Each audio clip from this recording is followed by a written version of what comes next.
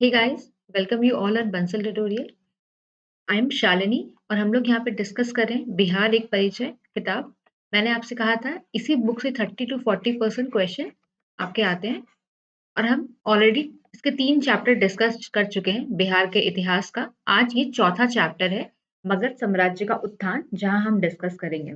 तो जो लोग भी पहली बार चैनल पे आए हैं, चैनल को सब्सक्राइब कर लें, बेल आइकन जरूर प्रेस करें ताकि वीडियो की नोटिफिकेशन आपको टाइम पर मिलती रहे। आज आपके पास बहुत लोगों का कहना था कि बिहार पीसीएस के बुक लिस्ट मैम अपलोड कर दो, तो आज आपको बुक लिस्ट की एक वीडियो मिल जाएगी बीपीएससी के, आज एंड तक। तो आप लोग वो भी ज़रूर देख लेना। बिहार पीसीएस की जितनी बुक लिस्ट जो आपको बताऊंगी मैं, उसी को बस करके जाओगे तो बिहार पीसीएस बड़े आराम से क्लियर हो जाएगा। बहुत ज़्यादा तोप नहीं है बिहार पीएससी, आराम से क्लियर हो सकता है। बस स्ट्रैटेजिकली आपको पढ़ना पड़ेगा। और जितनी चीज़ें मैं यहाँ पे अपलोड कर रही हूँ वो तो ज़रूर देख लो, ये बहुत इंपॉर्टेंट है एग्जाम के पॉइंट ऑफ व्यू से। क्वालिटी के अभी घटना चक्र की सीरीज चल रही है, आप उसको भी एंजॉय कर सकते हो। अभी उसमें काफी सारे चैप्टर्स हो चुके हैं, तो वो भी जरूर देख लेना। और ये तो जरूर देखना, ये जो सीरीज है इससे क्वेश्चन आपके काफी सारे आपको इस सीरीज से डायरेक्टली क्वेश्चन मिल जाएंगे।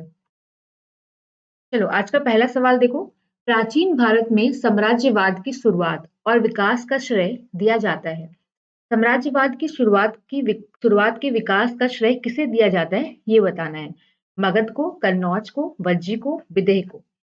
तो देखो, मगध को दिया जाता है, याद रखना। साम्राज्यवाद का जो शुरुआत हुआ था वो मगध के शुरुआत से हुआ था। नेक्स्ट देखो, मगध राज्य की आरंभिक राजधानी थी ग्रीवरज, पाटलिपुत्र, वैशाली और गया। याद रखना है राजगीर थी। अगर हम बात करें मगध राज्य की आरंभिक राजधानी, आपकी राजधानी, तो वो क्या थी? राजगीर थी। ठीक है, तो आंसर क्या हो जाएगा? आंसर हो जाएगा ए। नेक्स्ट देखो, भारत महाभारत द्वारा पुराणों के अनुसार मगध का सर्वप्रथम राजवंश था। मगध का सर्वप्रथम राजवंश कौन सा था ये बताना है आपको। बृहद्रथ, शेषुनाग, नंदवंश और हर्यक वंश। तो कौन सा था? तो आपका आंसर हो जाएगा वृहद्रथ वंश। ठीक है, वृहद्रथ राजवंश जरासंध के पिता वृहद्रथ से आरंभ होता है। तो वृहद्रथ राजवंश था, आपके वंश था, उसके बारे में अगर बात करें तो ये किससे आपके होता है? आपके जरासंध जरासंध के जो पिता थे वृहद्रथ, उनसे ये आरंभ होता है। मगध जनपद का संस्थापक कौन था? तो मगध जनपद का संस्थापक के बारे में अगर हम बात करें तो कौन था? तो वृहद्रथ तथा जरासंध थे। अभी हमने डिस्कस किया कि महाभारत तथा पुराणों के अनुसार मगध का सर्वप्रथम राजवंश कौन था? तो वृहद्रथ था। तो वृहद्रथ राजवंश क्या? वृहद्रथ क्या थे? आपके जरासंध के पिता थे, उनके द्वारा आरंभ किया गया था। मगध साम्राज्य का वास्तविक संस्थापक अगर हम बात करें तो ये बिंबिसार को कहा जाता है। यहाँ से मगध साम्राज्य का आपका संस्थापक जो क्रिया से आपके मगध साम्राज्य का जो स्टैब्लिशमेंट था वो आपका सही रूप से जो हुआ था वो बिंबिसार के द्वारा हुआ था। बिंबिसार कब से कब तक चला? तो 544 ईसा पूर्व से 493 ईसा पूर्व। 544 बीसी से हम मान लें तो 492 बीसी तक चला था ये। कुछ और चीजें हैं जो आपको जाननी बहुत ज्यादा जरूरी है, जरा देख लो। अभी पहले वो सारी चीजें डिस्कस कर लेते हैं, फिर हम लोग आगे बढ़ेंगे। जरा देखो, सबसे पहले हम बात करें तो हरियम डायनेस्टी के बारे में कुछ चीजें हैं जो आपके लिए एग्जाम के पॉइंट ऑफ व्यू से बहुत ज्यादा इंपॉर्टेंट है, जिससे सवाल बहुत ज्यादा पूछे जाते हैं। तो हरियक डायनेस्टी के बारे में अगर हम बात करें तो ये कब से कब तक था? तो 544 बीसी से शुरू हुआ था, जो आपके 493 बीसी तक चला था।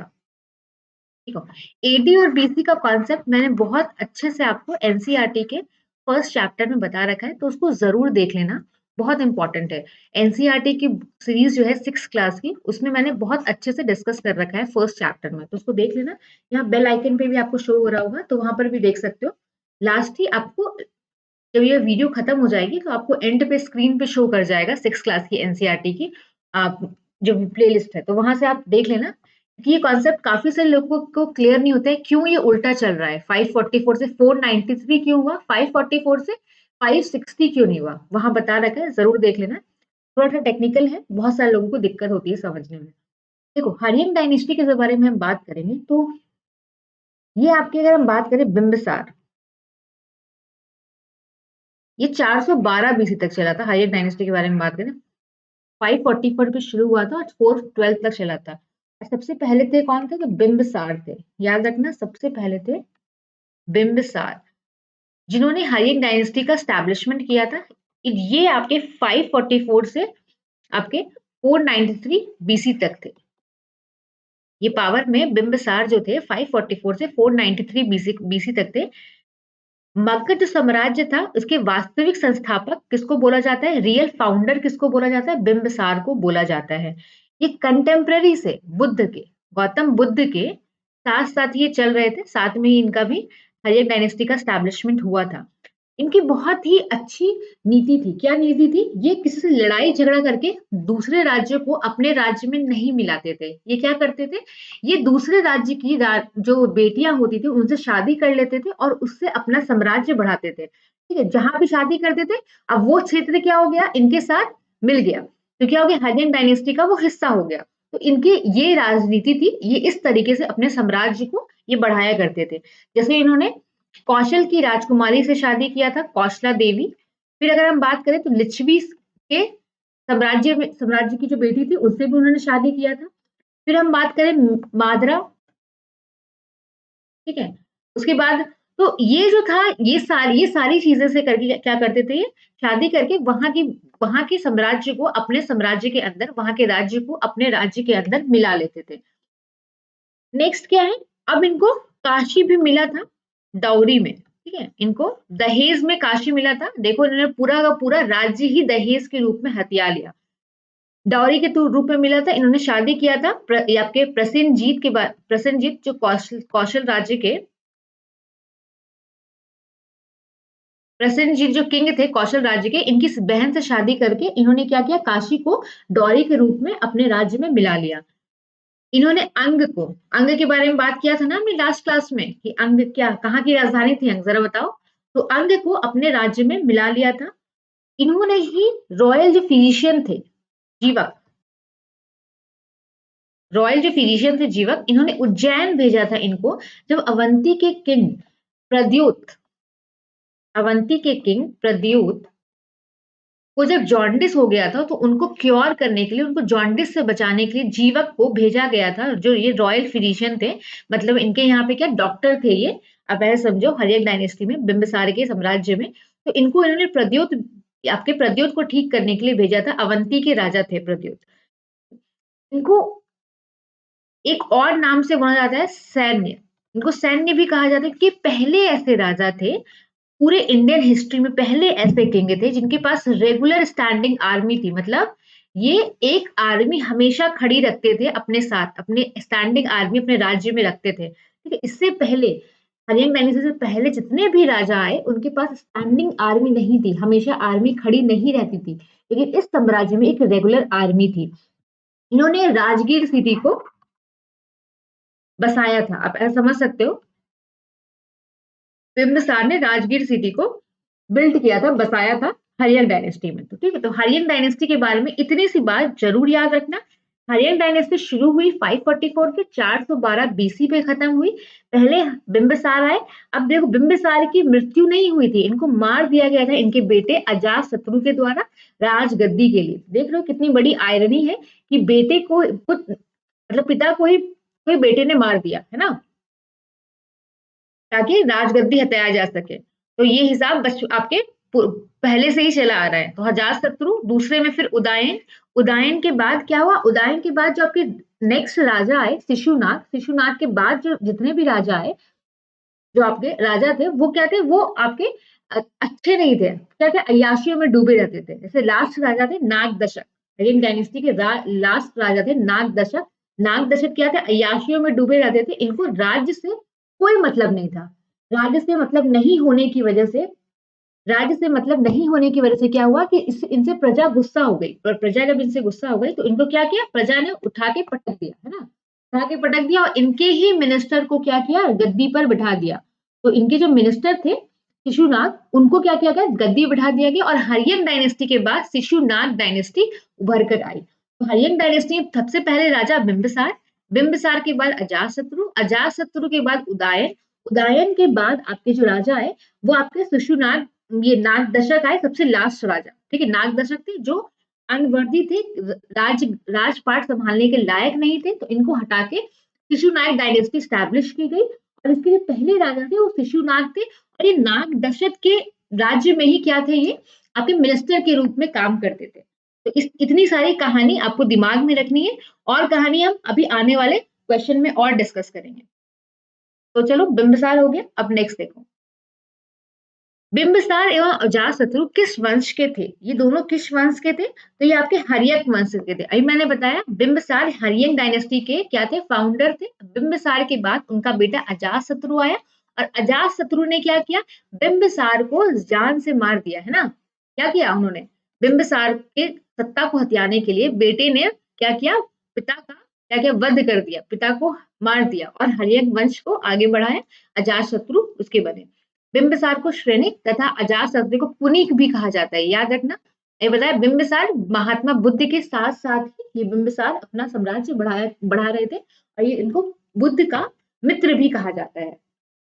नेक्स्ट देखो, मगध साम्राज्य का उत्कर्ष प्रारंभ हुआ कहाँ से हुआ ये बताना है। जरासंध के शासनकाल में, अजातशत्रु के शासनकाल में, चंद्रगुप्त के शासनकाल में और बिंबिसार के शासनकाल में। अभी बताया ना बिंबिसार के शासनकाल में, है ना? मैंने आपको एक क्वेश्चन बताया था उसको याद रखना। देखो मगध राज्य की आरंभिक राजधानी कौन सी है? तो राजगीर है, ठीक है, राजगीर, गिरिवर्ज, कुछ भी बोला जाए वो आपके मगध राज्य की राजधानी है। साम्राज्यवाद की शुरुआत कहाँ से हुई? तो मगध से हुई थी, याद रखना। मगध का सर्वप्रथम राजवंश कौन था? तो वृहद्रथ वंश था, ठीक है, वृहद्रथ वंश था, याद रखना। जरासंध के पिता वृहद्रथ से आपका मगध जो है वो आरंभ होता है। मगध जनपद का संस्थापक वृहद्रथ तथा जरासंध को कहा जाता है, साथ ही उसका रिया संस्थापक बिंबिसार को कहा जाता है। देखो बिंबिसार ने किस राजकुमारी से शादी किया ये बताना है। देखो तो बिंबिसार क्या बोला गया? कौशल देवी, चेलना, खेमा, उपयुक्त सभी से, तो याद रखना सभी से किया था। देखो मैंने बताया ना वैवाहिक संबंधों द्वारा अपनी स्थिति सुदृढ़ की थी। कौशल देवी कौशल की, है ना, और फिर खेमा पंजाब की, तरह चेलना वज्जी संघ की राजकुमारी थी। तो इन सब से इन्होंने शादी कर लिया और शादी करके अपने साम्राज्य को और सुदृढ़ बनाया, अपने साम्राज्य को और मजबूत बनाया, ठीक है, स्ट्रॉन्ग बनाया। बिंबिसार ने बृहद्रथ को पराजित कर कौन सा राज्य जीता ये बताना है कि आपके ब्रह्मदत्त को पराजित करके कौन सा राज्य जीता? अंग, कौशल, वज्जी और अवंती। तो याद रखना अंग राज्य को इन्होंने जीता था बिंबिसार ने। हर्यक वंश का दूसरा संस्थापक कौन था? दूसरा शासक कौन था? तो देखो अजातशत्रु था, दूसरा अजातशत्रु था। हम बात करेंगे तीसरा तो उदयन था। उदयन के बाद के बारे में बात करें तो नाग दशक हो जाएगा, ठीक है। उदयन के बाद क्या हो जाएगा? नाग दशक हो जाएगा और नाग दशक के बाद शिशुनाग क्या होगा? नया डायनेस्टी शुरू हो जाएगा शिशुनाग डायनेस्टी से। यहाँ तक क्लियर है भाई? देखो अजातशत्रु 493 से 461 ईसा पूर्व थे। ये अपने पिता बिंबिसार की हत्या करके सत्ता को इन्होंने प्राप्त किया था। राजगीर में दुर्ग तथा स्तूप की स्थापना मगध के किस शासक ने की? बिंबिसार, अजातशत्रु, उदयन। तो किसने की? अजातशत्रु। अब देखो अजातशत्रु के बारे में कुछ चीजें जान लेते हैं जो आपके एग्जाम के पॉइंट ऑफ व्यू से बहुत इंपॉर्टेंट है। हो सके तो अगर लिखना चाहो तो लिख भी सकते हो क्योंकि क्वेश्चन कई बार इससे संबंधित पूछ लेता है। सबसे पहले देख लेते हैं अजातशत्रु के बारे में कुछ बातें। ये हर्यन डायनेस्टी के दूसरे राजा थे अजातशत्रु। इनको पुनीक भी कहा जाता है, अभी मैंने बताया ना इनको पुनीक भी कहा जाता है। श्रनिक बोला जाता है बिंबिसार को, पुनीक बोला जाता है अजातशत्रु को। ये कब से कब तक थे? तो 493 से 461 बीसी तक थे, याद रखना 493 से 461 बीसी तक थे। बिंबिसार की हत्या करके अजातशत्रु, सबसे पहले ये याद रखना बिंबिसार की हत्या करके अजातशत्रु ने सत्ता हथियाई थी। अजातशत्रु कौन था? बेटा था बिंबिसार का। नेक्स्ट देखो अभी आपने क्या देखा? बिंबिसार की एक राजनीति थी। क्या राजनीति थी? कि ये दूसरे राज्यों की बेटियों से, राजकुमारियों से शादी करके क्या करते थे? उन राज्यों को अपने साम्राज्य के अंदर मिला लेते थे और उनसे एक मैत्रीतापूर्ण संबंध स्थापित करते थे, लड़ाई झगड़ा नहीं करते थे। लेकिन अजातशत्रु ने क्या किया? अजातशत्रु ने कभी ये मैत्री वाली, ये फ्रेंडशिप वाली ट्रीटी कभी नहीं अपनाई, ये रास्ता कभी नहीं अपनाया। इसका रास्ता हमेशा एग्रेसिव रास्ता था, मतलब मारो पीटो लूटो और उस राज्य को अपने राज्य में मिलाओ, मतलब तहस नहस करने वाली पॉलिसी थी इसकी, अग्रेसिव पॉलिसी थी। इसने क्या किया, देखो उन्होंने क्या किया था, काशी को डॉरी में ये काशी की राजकुमारी से शादी किया था, ठीक है। प्रसेनजीत जो वहां के जो राजा थे कौशल साम्राज्य के, तो कौशल के जो प्रसेनजीत राजा थे उनकी जो बहन थी उससे शादी की थी। शादी करके काशी का कुछ हिस्सा इन्होंने, बिंबिसार ने काशी का कुछ हिस्सा डाउरी के रूप में लिया था, ठीक है। लेकिन इन्होंने क्या किया, बिंबिसार की जो पॉलिसी थी, अब अजातशत्रु ने ये जस्ट इसके ऑपोजिट थे, देख रहे हो, जस्ट इसके ऑपोजिट थे। इन्होंने क्या किया, इन्होंने काशी पर हमला कर दिया। जैसे ही इनको सत्ता मिली, इन्होंने काशी पर हमला कर दिया। जो फ्रेंडशिप वाला इनके साथ रिलेशन था काशी के साथ, उसको तहस नहस कर दिया और काशी को पूरी तरह से अपने साम्राज्य में मिला लिया। समझ रहे हो, तो बिंबिसार से जस्ट ऑपोजिट इन्होंने काम किया, काशी को अग्रेसिव तरीके से अपने अंदर मिला लिया। इनका दूसरा इन्होंने क्या काम किया, वज्जी जो संघ था, जो पहला गणराज्य माना जाता है आपके, सबसे पहले जो हम बात करें हिस्टोरिकल पीरियड में, तो वज्जी संघ सबसे पहला गणराज्य माना, गणतंत्र राज्य माना जाता है। तो वज्जी को भी इन्होंने क्या किया था, अजात शत्रु ने हर्निन डायनेस्टी के अंदर मिला लिया था। इन्होंने इसको इसको टारगेट किया था, इसको इस पर अटैक किया और 17 साल 16 साल तक, ठीक है, ऐसा माना जाता है कि 16 साल तक युद्ध चला था, फिर भी ये वज्जी को नहीं जीत पाए थे। तो इन्होंने क्या किया, फूट डालो शासन करो वाली नीति, ब्रिटिशर्स वाली नीति इन्होंने अपनाई थी, तब जाके वज्जी को ये अपने अंदर मिला पाए थे। समझ में आ रहा है, तो इन्होंने क्या किया कि ना डिस्कॉर्ड के सीड बो दिए, ठीक है, अविश्वास जो था सभी लोगों के बीच में पैदा कर दिया और आपस में सबको लड़ा दिया, भिड़ा दिया और क्या किया, वज्जी को अपने अंदर मिला लिया। देखो जब तक एकजुट रहोगे तब तक कोई कुछ भी नहीं कर सकता, कोई आपका बाल भी बांका नहीं कर सकता है। लेकिन जैसे ही एकता हटी, है ना, एकता में बोलते हैं ना बहुत बल है, तो जैसे ही एकता हटी वैसे ही क्या होगा, सारी चीजें तहस नहस हो जाएगी। इस तरह से इसने वज्जी को मिला दिया था। वज्जी को मिलाने के पीछे जो इनका सबसे बड़ा जो योगदान रहा है कि किस तरीके से इन्होंने मिलाया है, तो सुनिधा और वट सकार, ठीक है, ये डिप्लोमेटिक मिनिस्टर थे अजात शत्रु के, इन्होंने इनको बहुत साथ दिया। कौन थे भाई, तो याद रखना सुनिधा, इन सबके नाम कई बार बीपीएससी में पूछ ले जाते हैं, इसीलिए मैं आपको बता रही हूँ, और वट सकर, ठीक है। इन्होंने हेल्प किया है वज्जी को, संघ को किस तरीके से मिलाना है, इन्होंने इसकी क्या बताते नीति बनाई। तो और इन्होंने क्या किया, दूसरे दूसरी चीजें क्या है आपके, इन्होंने रथ मुसल का यूज किया। रथ मुसल क्या होता है, ये एक तरह का आप बोले घोड़ा गाड़ी टाइप होती है, ठीक है, जैसे घोड़ा गाड़ी देखा होगा ना, चैरियट, ठीक है, उसपे क्या होता है, ब्लेड लगा होता है, उसके सामने ब्लेड लगा होता है रथ मुसल, और क्या होता है, और उससे इन्होंने क्या किया, बहुत लोगों का संहार किया। आप समझ सकते हो, रथ मुसल एक बार सर्च कर लेना आपको गूगल पे, वहां पे फोटोज आपको दिख जाएंगे रथ मुसल के। दूसरे इन्होंने क्या यूज किया, महाशीला कंटक, ठीक है, महाशीला कंटक इन्होंने यूज किया। बेसिकली जो गुलेल नहीं होता, जो आप छोटे रूप में गुलेल बच्चे यूज करते हैं कुछ बर्ड्स को मारने के लिए, बहुत लोग बर्ड्स को परेशान करने के लिए या किसी और को मारने के लिए यूज करते हैं, तो यही आपके यही यूज किया गया, महाशीला कंटक यूज किया गया आपके इन लोगों के द्वारा पत्थर को बरसाने के लिए सामने वाले पे। समझ रहे हो, तो ये सारी चीजों का इस्तेमाल करके इन्होंने क्या किया, वज्जी संघ को जीत लिया था। याद रखना, और राजगीर में देखो, राजगीर को बसाया किसने, तो बिंबिसार ने बसाया था, लेकिन राजगीर फोर्ट बिल्ड किसने किया, राजगीर में आपके फोर्ट बिल्ड करने का जो श्रेय जाता है वो अजात शत्रु को जाता है। फिर जल दुर्गा फोर्ट भी इन्होंने बनाया था। याद रखना, वॉच फोर्ट था, वहां से खड़े होके आप देख सकते थे पूरे राज्य को। तो जल दुर्ग आपके क्या बनाया था इन्होंने, वॉच वॉच फोर्ट बोलते हैं जल दुर्ग फोर्ट को। तो पटाली एक तरह का आपके गांव था पटाली, वहां पर, ठीक है, देखो जरा सा, हम्म, पटाली गांव में जल दुर्ग फोर्ट बनाया था, जिसको आप वॉच फोर्ट भी कह सकते हो, गंगा के किनारे में, ठीक है, गंगा के किनारे में पटाली राज्य में इन्होंने जल दुर्ग फोर्ट बनाया था। तो ये सारी चीजें आपको याद रखनी होगी। अजातशत्रु बिंबिसार का बेटा था, बिंबिसार के बाद आया अजातशत्रु। नेक्स्ट चीजें जो याद रखोगे, इनकी जो पॉलिसी थी वो अग्रेसिव पॉलिसी थी, जस्ट ऑपोजिट पॉलिसी था इनके क्या बोलते हैं इनके जो पिता थे, इनसे इनकी जस्ट ऑपोजिट पॉलिसी थी। वज्जी संघ को 16 साल तक लड़ाई झगड़ा करके अपने अंदर मिलाया, और वज्जी संघ को मिलाने का श्रेय किसको जाता है? सुनिधा और वट सरकार को जाता है, जो इसके आपके ये डिप्लोमेटिक मिनिस्टर थे, आप कह सकते हो। रथ मूसल को जाता है, महाशीला कंटक को जाता है। तो रथ मूसल क्या है? ये आपके ब्लेड से अटैच रथ है, जिससे लोगों को संहार किया जा सकता है, लोगों को मारा जा सकता है। फिर महाशिला कंटक के बारे में बात करें तो बड़े बड़े पत्थरों को मारने के लिए यूज किया जाता है, एज लाइक ए मॉडर्न गुलेल कह सकते हो आप, जो आप लोग गुलेल यूज करते हो, तो वो है। दूसरा, राजगीर में फोर्ट का स्टैब्लिशमेंट करने का जो श्रेय जाता है अजात शत्रु को जाता है। फिर जल दुर्ग वॉच फोर्ट भी इन्होंने बनाया है पटाली गांव में, जो गंगा के किनारे है। तो ये सारी चीजें आपको याद रखना है। अब नेक्स्ट हम उदयन के बारे में जानेंगे। अभी नेक्स्ट जब आपके क्वेश्चन आएंगे, फिर हम लोग उदयन के बारे में चर्चा करेंगे।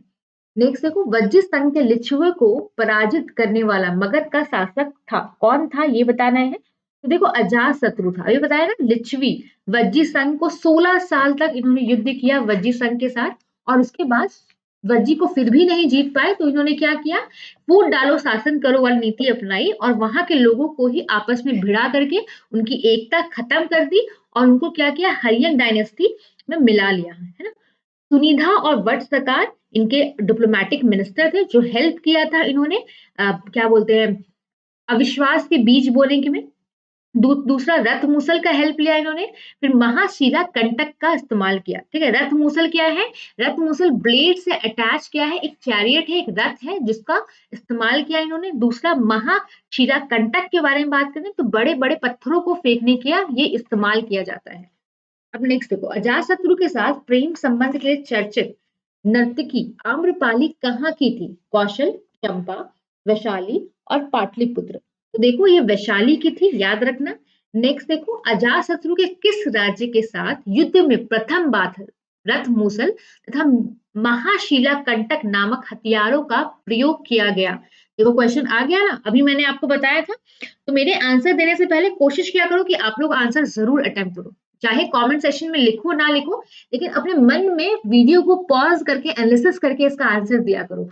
इसका फायदा आपको एग्जाम में दिखेगा, चाहे अभी दिखे या ना दिखे, क्योंकि अभी मैं आपको हर चीजें बहुत अच्छे से बता रही हूँ। ये सारी चीजें आपको एग्जाम में जब आप वहां पे गलत करने जाओगे ना, तो आपको सही आंसर याद आ जाएगा कि भाई मैम ने जब क्लास में बताया था तब हमने इसका आंसर ये दिया था, लेकिन इसका आंसर ये था। तो इस तरह से क्या होता है, हमें चीजें याद हो जाती है। गलतियों से ही लोग सीखते हैं, तो गलती करने से नहीं घबराना है आपको। गलती करो, लेकिन अपनी गलतियों से सीखो। बार बार एक ही गलती दोहराना गलत है, लेकिन अगर कोई गलती कर रहा है तो कोई दिक्कत नहीं है, क्योंकि उससे आप सीखते हो। जब तक आप फेल नहीं होगे, चीजों को सीखोगे नहीं, ठीक है।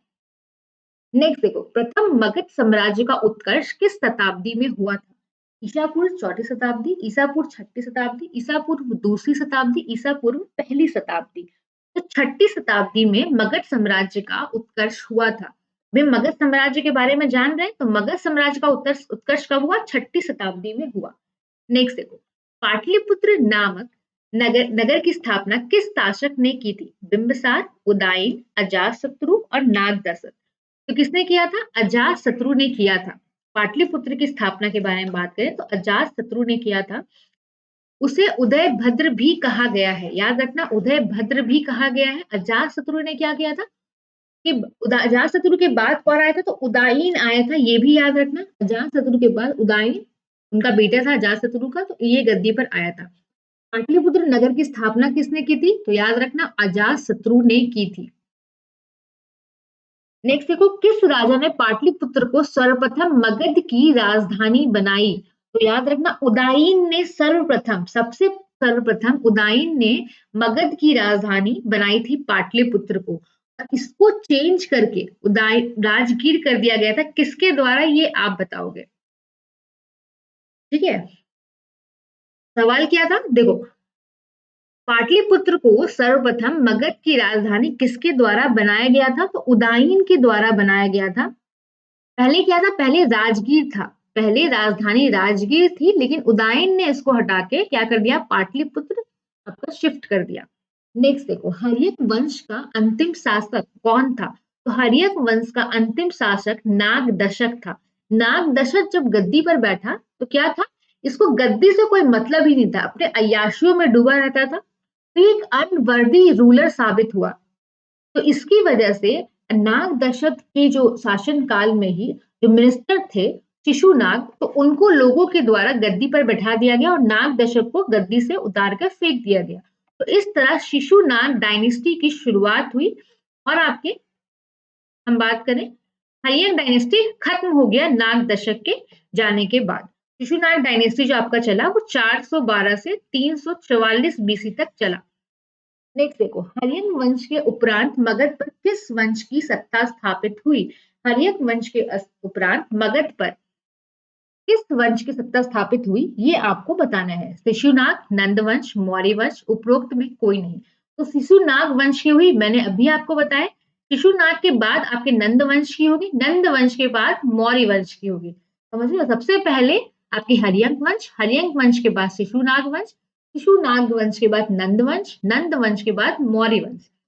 नेक्स्ट देखो, सर्वप्रथम मगध के किस शासक ने गिरिव्रज के अतिरिक्त वैशाली को भी अपनी राजधानी बनाया। काला अशोक, नागदशक, महापद्मानंद और शिशुनाग। तो शिशुनाग ने क्या किया था, आपके गिरिव्रज राजगीर के अतिरिक्त वैशाली को भी अपनी राजधानी बनाई थी। याद रखना, ये क्वेश्चन बहुत इंपॉर्टेंट है और कई बार एग्जाम में पूछ रखा है। नेक्स्ट, किस शासक ने पाटलिपुत्र को पुनः राजधानी बनाया और तब से मगध साम्राज्य की राजधानी पाटलिपुत्र ही रही।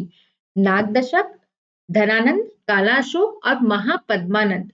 तो काला अशोक को काक वर्ण भी कहा जाता है। काला जो अशोक है इसको काक वर्ण भी कहा जाता है। ये शासक ने पाटलिपुत्र को पूरा राजधानी बनाया और तब से मगध साम्राज्य की राजधानी पाटलिपुत्र ही रही। पहले क्या थी, पहले राजगीर थी। राजगीर के बाद उदयन ने क्या किया, उदयन ने इसको हटाकर, राजगीर को हटाकर पाटलिपुत्र बना दिया। और फिर आपका क्या हुआ, ये आपकी राजधानी पाटलिपुत्र ही रही। कालाशोक ने इसको पाटलिपुत्र ही रहने दिया। ठीक है, पुनः राजधानी क्या की, मगध की पाटलिपुत्र ही बना दी। नेक्स्ट, द्वितीय बौद्ध संगति का आयोजन किसके शासन काल में हुआ था। अजातशत्रु, नागदशक, चंद्रगुप्त मौर्य और कालाशुक। मैंने आपको ट्रिक के साथ इसको याद कराया था, लास्ट लेक्चर में जरूर देख लेना। बौद्ध जो आपके धर्म और जैन धर्म के बारे में हमने चर्चा की थी। तो कालाशोक ने क्या किया था, शासन काल में द्वितीय बौद्ध संगति हुई थी। पहली बौद्ध संगति कहाँ पर हुई थी, किसके द्वारा आयोजित की गई थी, किसके अध्यक्षता में आयोजित की गई थी, इसके चेयरमैनशिप में आयोजित की गई थी। ये आपके लिए सवाल है जिसका आंसर आपको कमेंट सेक्शन में देना है। द्वितीय बौद्ध संगति का आयोजन कहाँ हुआ था। वैशाली, पाटलिपुत्र, राजगीर और कुंडलवन। बताना है कहाँ पर हुआ था। तो याद रखना, वैशाली में द्वितीय बौद्ध संगति का आयोजन हुआ था और ये काला अशोक के शासन काल में हुआ था। नेक्स्ट देखो, द्वितीय बौद्ध संगति की अध्यक्षता की थी सब कमीर ने, महाकश्यप ने, मोगलीपुत्र ने और आपके वाशुमित्र ने। किसके द्वारा किया गया था, तो सब कमीर के द्वारा किया गया था द्वितीय बौद्ध संगति की अध्यक्षता। नंद वंश का संस्थापक कौन था, महापद्मानंद, धनानंद, मुंड, उपयुक्त में कोई भी नहीं। तो देखो, महापद्मानंद नंद वंश का संस्थापक था, महापद्मानंद था। झा और श्रीमाली की पुस्तक प्राचीन भारत में नंद वंश का संस्थापक महापद्मानंद, महानंदीन को बताया गया है। महापद्मानंद बोल दो, महानंदीन बोल दो, एक ही बात है।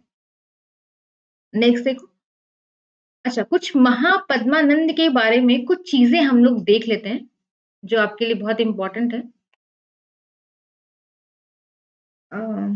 Just a minute.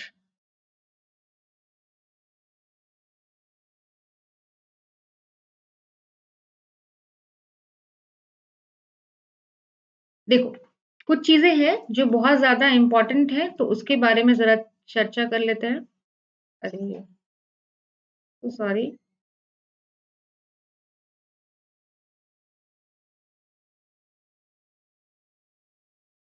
Just a minute.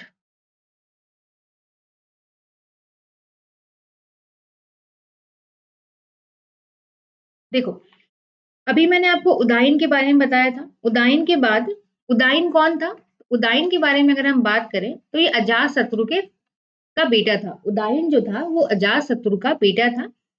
इन्होंने क्या किया था, पाटलिपुत्र की फाउंडेशन रखा था। पाटलिपुत्र को अगर स्थापित करने वाला अगर राजा के बारे में बात करें तो इन्होंने सोन और गंगा की कॉन्फ्लुएंस पे, ठीक है, इन दोनों ये नदियां जहां मिलती है वहां पर इन्होंने क्या किया था, पाटलिपुत्र की स्थापना की थी और राजगीर से पाटलिपुत्र कैपिटल शिफ्ट कर दिया था। यहाँ तक क्लियर है। और इसके बाद फिर क्या थे, नाग दशक जो बहुत ही अनवर्दी राजा थे, ये बैठे गद्दी पे और इनको जनता ने उखाड़ कर फेंक दिया। और इसके बाद शिशुनाग डायनेस्टी की स्थापना हो गई जो आपके 412 से 344 बीसी तक रहा। शिशुनाग डायनेस्टी के बारे में कुछ चीजें अगर जानना चाहो तो देखो, शिशुनाग डायनेस्टी क्या थे, ये आपके लास्ट किंग जो नाग दशक थे उनके साम्राज्य में ही क्या थे, आपके मिनिस्टर थे। शिशुनाग के बाद आपके काला अशोक आए, इसको काका काका वर्ण भी कहा जाता है। ये इंपॉर्टेंट इसलिए है क्योंकि काला अशोक के साम्राज्य में ही सेकेंड बुद्धिस्ट काउंसिल हुई थी वैशाली के अंदर में। काला अशोक के शासन काल में सेकेंड बुद्धिस्ट काउंसिल हुई थी आपके वैशाली में। शिशुनाग की सबसे ज्यादा इंपॉर्टेंट अचीवमेंट क्या बोला जाता है, यस, काला अशोक पहला शिशुनाग है और ये काला अशोक आपको याद रखना है। काला अशोक काका वर्ण याद हो गया। शिशुनाग के बारे में अगर हम इंपॉर्टेंट बात करें तो इन्होंने क्या किया था, प्रद्योत डायनोस्टी, जो आपकी प्रद्योत डायनोस्टी थी जो अवंती की थी, इन्होंने क्या किया था, इसको खत्म कर दिया था, डिस्ट्रक्शन कर दिया था प्रद्योत डायनेस्टी का। और जिसकी वजह से जो पुरानी लड़ाई थी मगध और अवंती के बीच में, मगध और अवंती के बीच में जो लड़ाई चल रही थी वो आपकी खत्म हो गई थी। अब क्या था, अवंती क्या हो गया, आपके मगध का पार्ट हो गया, मगध रूल का पार्ट हो गया। समझ में आया। तो सबसे पहले हरियन डायनेस्टी, एक बार रिवाइज कर लो। सबसे पहले हरियन डायनेस्टी, हरियन डायनेस्टी के अंदर आए बिंबिसार, बिंबिसार के बाद आए अजातशत्रु, अजातशत्रु के बाद आए उदयन, और उदयन के बाद आए लास्ट राजा नाग दशक। नाग दशक ने ही क्या किया, डस लिया और हरियन डायनेस्टी खत्म हो गई।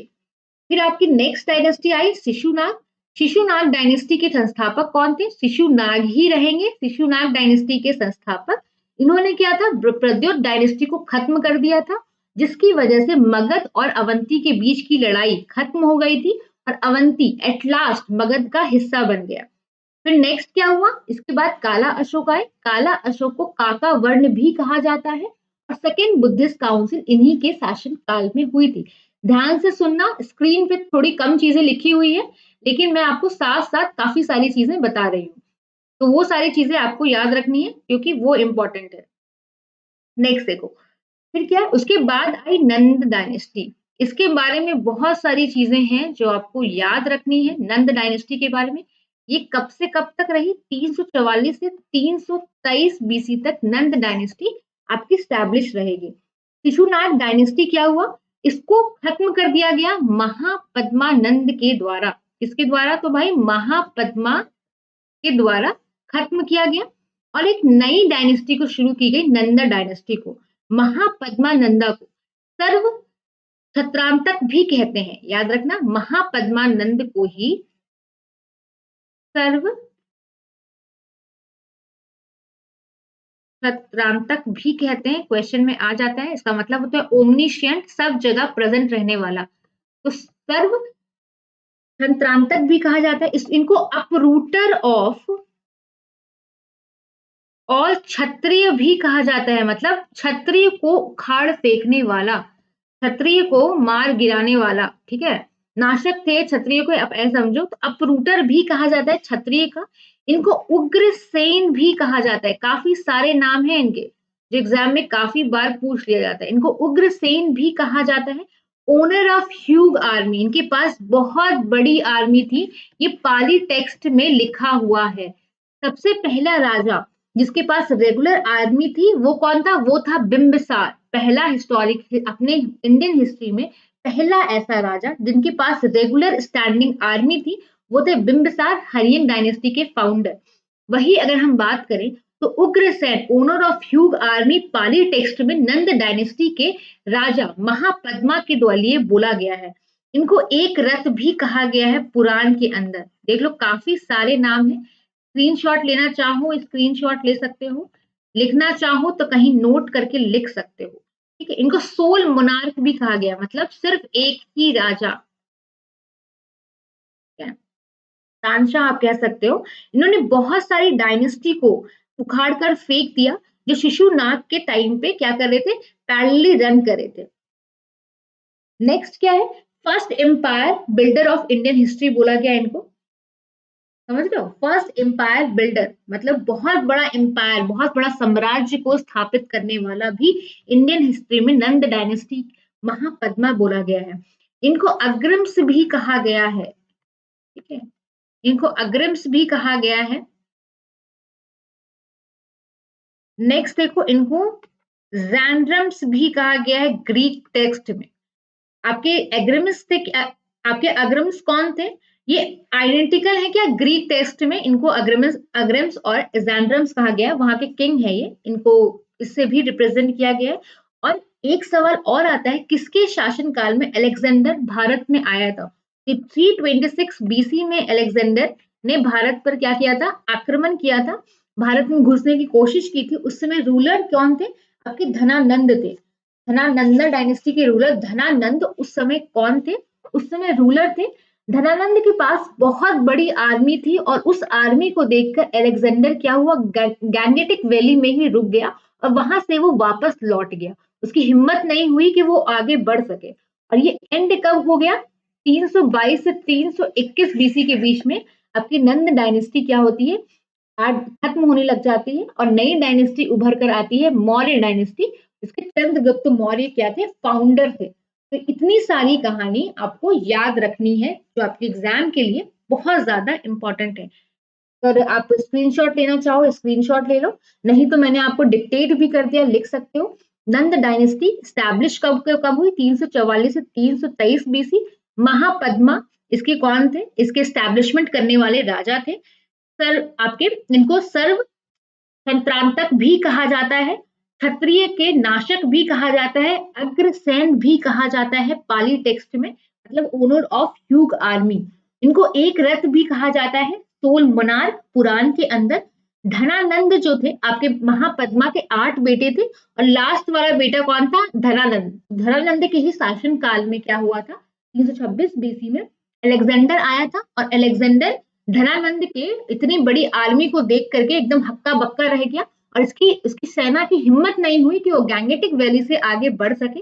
तो वहीं से क्या हुए, ये वापस लौट गए, वहीं पे रुक गए, वहीं से ये वापस लौट के अनंदा डायनेस्टी खत्म हो गई 322 से 321 बीसी के बीच में। मौर्य डायनेस्टी उभर कर आई जिसके फाउंडर थे चंद्रगुप्त मौर्य। इतनी कहानी याद रखना। प्रिम्स और एग्जेंडर्स इनको ग्रीक टेक्स्ट में बोला गया है, धनानंद जो लास्ट किंग थे उनको एग्रम्स और एग्जैंड्रम्स बोला गया है ग्रीक टेक्स्ट के अंदर, ये भी याद रखना, इतनी कहानी याद रखना। चलो नेक्स्ट क्वेश्चन पे जरा चलते हैं हम लोग, यहाँ पे डिस्कस कर रहे थे द्वितीय बौद्ध संगति का आयोजन किसके शासन काल में हुआ था, तो द्वितीय बौद्ध संगति का आयोजन कालाशोक के शासन काल में हुआ था। द्वितीय बौद्ध संगति का आयोजन कहाँ हुआ था, द्वितीय बौद्ध संगति का आयोजन हुआ था आपके वैशाली में। सारी चीजें हम यहाँ ये संगति वाली सारी चीजें डिस्कस कर चुके विद ट्रिक्स आपके लास्ट लेक्चर में, बौद्ध वाले लेक्चर में, तो जरूर देख लेना। द्वितीय बौद्ध संगति की अध्यक्षता की किसने थी, तो आपके इसका आंसर क्या हो जाएगा, सब कामिर ने की थी। नंद वंश का संस्थापक कौन था, तो आपके नंद वंश का संस्थापक महापद्मानंद था। झा और श्रीमली की पुस्तक में, प्राचीन पुस्तक में नंद वंश का संस्थापक महानंदीन को बताया गया है। नेक्स्ट देखो, मगध के किस शासक को कली का अंश परशुराम अवतार, क्षत्रियों का नाशक, सर्व छत्रांतक, एक छत्र और एक राट कहा गया है। देखो अभी डिस्कस किया था कि महापद्मानंद के ये सारे नाम थे, ये एक प्रतापी शासक थे। नंद वंश का अंतिम शासक कौन था, तो नंद वंश का अंतिम शासक कालाशोक था, बताया था ना, कालाशोक, कोकर्ण भी इनका नाम है ना, कोकर्ण, काका वर्ण भी इनका नाम है, बताया था ना। कालाशोक को काका वर्ण भी कहा जाता है। सेकेंड बुद्धिस्ट काउंसिल वैशाली में जो हुई थी, इनके ही शासनकाल में हुई थी। प्रथम बौद्ध संगति का आयोजन किसके शासन काल में हुआ था, तो अजातशत्रु के शासन काल में हुआ था, जो हर्यन डायनेस्टी के सेकेंड रूलर थे अजातशत्रु, जिन्होंने अपनी पिता बिंबिसार की हत्या की थी पाटलिपुत्र को जो आपका स्टैब्लिशमेंट हुआ था वो इनके बेटे उदयन के द्वारा पाटलिपुत्र का स्टैब्लिशमेंट हुआ था। नेक्स्ट देखो, प्रथम बौद्ध संगति का आयोजन कहाँ पर हुआ था? तो राजगीर में हुआ था, या गिरिव्रज बोल रहे हो, एक ही बात है। प्रथम बौद्ध संगति किसकी अध्यक्षता में हुआ था? तो प्रथम बौद्ध संगति महाकश्यप की अध्यक्षता में हुआ था। महान सभा में मोगली पुत्र वासुमित्र से मिले, तो महान सभा से क्या बताया था? महाकश्यप, सभा से सभा कमीर, उसके बाद मोगली पुत्र, फिर वासुमित्र। ये first, second, third, fourth Buddhist council है। फर्स्ट में महाकश्यप है, सेकंड में आपके सप्तमीर है, थर्ड में मोगली पुत्र है, चौथे में वासुमित्र है। नेक्स्ट देखो, मगध साम्राज्य में कलिंग का विलय सर्वप्रथम किया गया, किसके द्वारा किया गया? अशोक ने, चंद्रगुप्त मौर्य ने, बिंबिसार ने, महापद्मानंद ने। तो देखो, महापद्मानंद के द्वारा मगध साम्राज्य में को कलिंग में विलय किया गया पहली बार। नेक्स्ट देखो, निम्नलिखित में किस राजा ने पाटलिपुत्र को बसाया? शिशुनाग, बिंबिसार, अजातशत्रु और उदयन। तो उदयन ने पाटलिपुत्र को बसाया, याद रखना, बताया ना। उदयन क्या थे? अजातशत्रु के बाद आए उदयन। तो उदयन क्या थे? अजातशत्रु के बेटे थे। इन्होंने पाटलिपुत्र को सोन और गंगा नदी के कॉन्फ्लुएंस पे, उनके जहां पर मिलन होता है गंगा और सोन का, वहां पर पाटलिपुत्र शहर को बसाया था इन्होंने। नेक्स्ट देखो, मगध के शासक अजातशत्रु ने किसके आक्रमण के प्रतिरोध में गंगा और सोन के संगम पर अवस्थित पाटली ग्राम को सुरक्षित तथा किलों को सुसज्जित किया, जो आगे चलकर पाटलिपुत्र नगर बना? यूनानियों, डमीट्रियस के, वैशाली के वज्जियों के और अन्य शासकों के। इसका आंसर क्या था? वैशाली के वज्जियों के। इनके डर आक्रमण के डर से इन्होंने पाटली ग्राम को सुरक्षित किया था, किलों को सुसज्जित किया था, तो आगे जाके पाटलिपुत्र नाम से आपके जाना गया। तो अजातशत्रु ने ही क्या किया था? 16 साल तक वज्जियों को युद्ध करके हराने का ट्राई किया था, हरा नहीं पाए थे। तो इन्होंने क्या किया? इन्होंने शक का बीज बो दिया, बीच में क्या कि लड़ाई झगड़ा करवा दिया, सबके बीच में क्या किया? आपके फूट डालो शासन करो वाली नीति अपनाई, और इन्होंने क्या किया? राजा वो वज्जी को खत्म कर दिया और वज्जी को पूरी तरह से अपने साम्राज्य में मिला लिया। किसने स्टार्ट दिया? तो सिनिधा और वटसकर, दो इसके मिनिस्टर्स थे, जो इनको सहायता किया अजातशत्रु को वज्जी संघ को अपने राज्य में मिलाने में। रथ मूसल का यूज किया गया, महाशिला कंटक का इस्तेमाल किया गया। तो इन सारी चीजों का इस्तेमाल करके वज्जी को खत्म कर दिया गया, वज्जी संघ को तहस नहस कर दिया गया और वज्जी संघ को मगध के अंदर मिला लिया गया। ये सारी कहानी याद रखना। I hope you enjoyed the session and आपको अच्छा लगा होगा। चीजें, काफी सारी चीजें आपके चीजों में ऐड हो गई होगी। तो इसके नोट्स बना लेना अगर बनाना चाहो तो, नहीं बनाना चाहो तो इसको 3-4 बार लेक्चर को देख लेना, थोड़ा चीजें याद हो जाएगा, रटने का जरूरत नहीं होगा। 2 से 3 बार देखोगे, अपने आप चीजें एक बार के लिए दिमाग में ब्लूप्रिंट बन जाएगा आपके।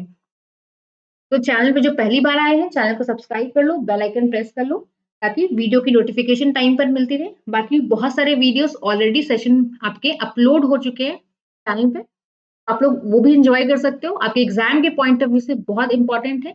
बीपीएससी की प्लेलिस्ट, बीपीएससी के आपके कौन कौन से बुक जरूरी है बीपीएससी एग्जाम को क्रैक करने के लिए, उसकी बुक लिस्ट आज आपके पास चैनल पे अवेलेबल मिल जाएगी, उसको जरूर देख लेना। वो बहुत इंपॉर्टेंट है आपके एग्जाम को क्रैक कराने के लिए। Thank you so much, have a good day.